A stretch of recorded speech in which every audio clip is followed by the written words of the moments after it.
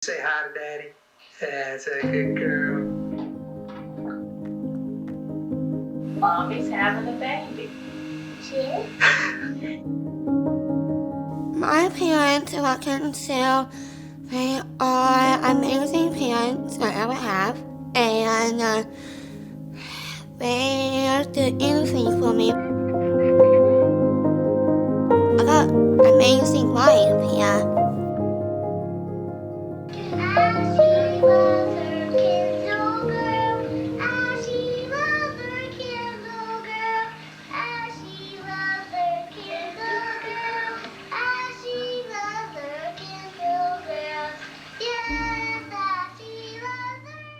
She arrived a month early than expected.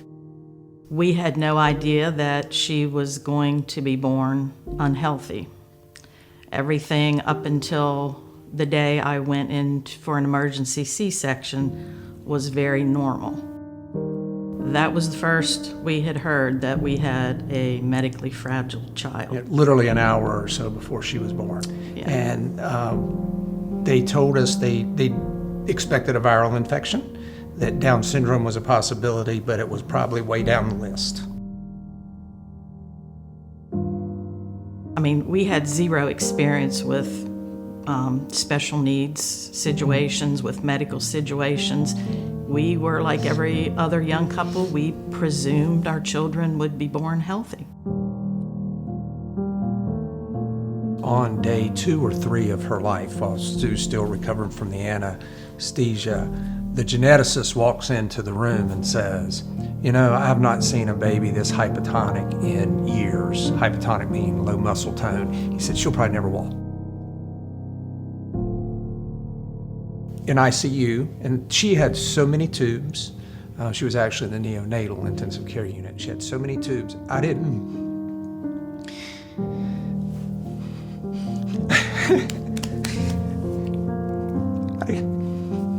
didn't think this would affect me this way. I didn't get to hold her till she was 4 days old. She just let me hold her for the first time.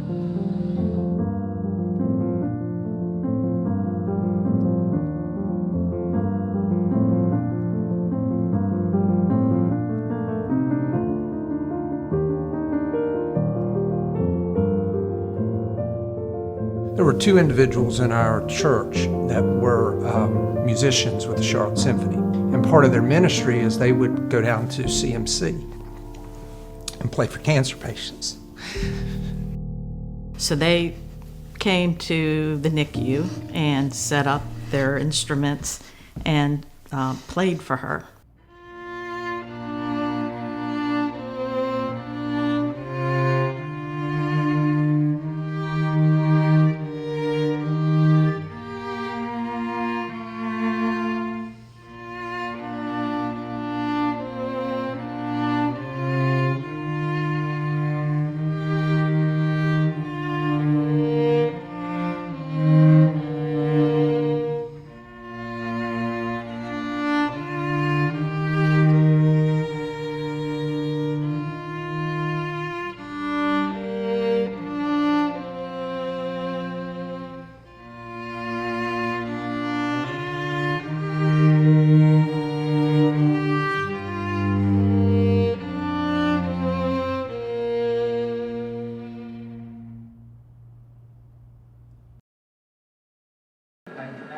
Going home from heart surgery.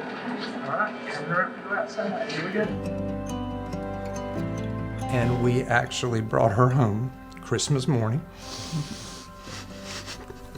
This is for both of you, and this will be your best Christmas gift. There it is. There's your best Christmas gift.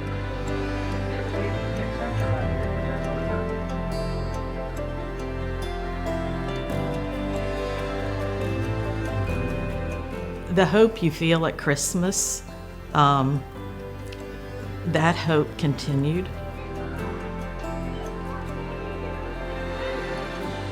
And God's chosen to bless us by bringing you into our family. Now, which place the Son will come on you and baptize you in the name of the Father and the Son Kendall is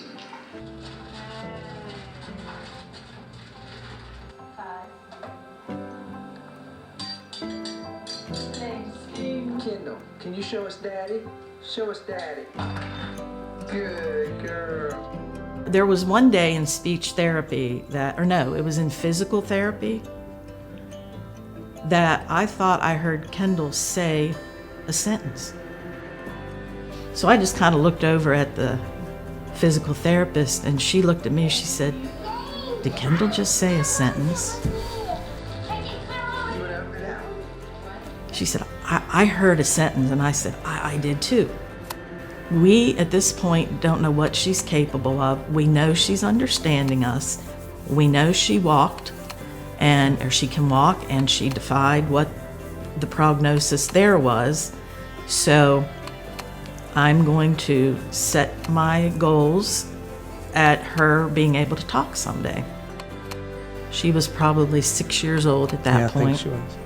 And it was like someone had reached into her brain, turned a button, and Kendall started to talk. And that button has not shut off since. As she grew older, her speech became very intelligible.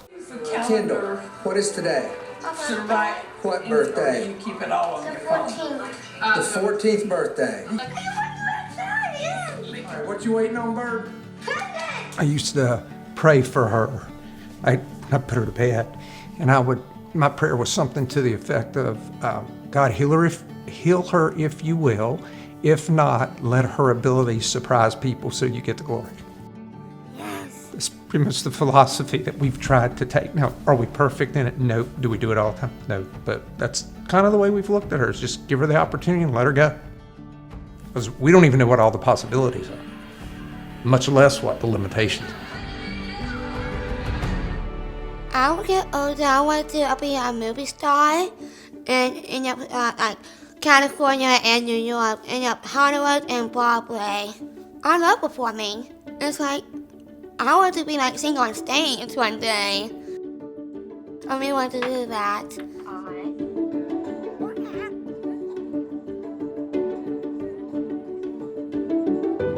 I do like singing, dancing, swimming, sports, like chili and gymnastics I do. I'm really sassy. And, let's see, I can do, like, go to swing a lot, stay more active. I have a job at Cakeable. I want to get another job to do music and fashion. At Cakeable, it's really awesome. We got baking, it's like good food and nice, and have some fun, and it just really make me happy a lot. You hear people say, well, they're only going to reach a 3rd grade level or a 5th grade. That is so not true. The job at Cakeable, she has learned so much from Cakeable, and she is learning life skills. She's become comfortable in the kitchen. She can actually go in the kitchen and fix her own breakfast. And I mean like bacon and eggs. Yes. Here I go. I never thought I would see that. I never thought she would have the concept of loading a dishwasher or doing laundry. And she's got the same problem I do. We've got the big barrel washer. We can't reach all the way into the bottom to get the wet clothes out to put in the dryer.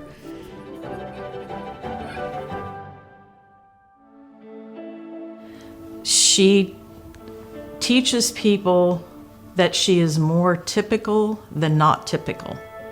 And just, a little bit of interaction with her, they see she is just one of the warmest, friendliest people that they'll meet, and it breaks down barriers, and it makes them rethink everything they had ever learned, every prejudice they've ever had for people with disabilities. I think it gives people an opportunity to see a pure and honest interaction with another human being where they aren't being judged for anything. because she really lacks the capacity to judge others. And that's, if you think about it, that's an amazing thing. Kendall's never met a stranger. She loves everyone, and she wants everyone to be her friend. Got it. Hold in. One more.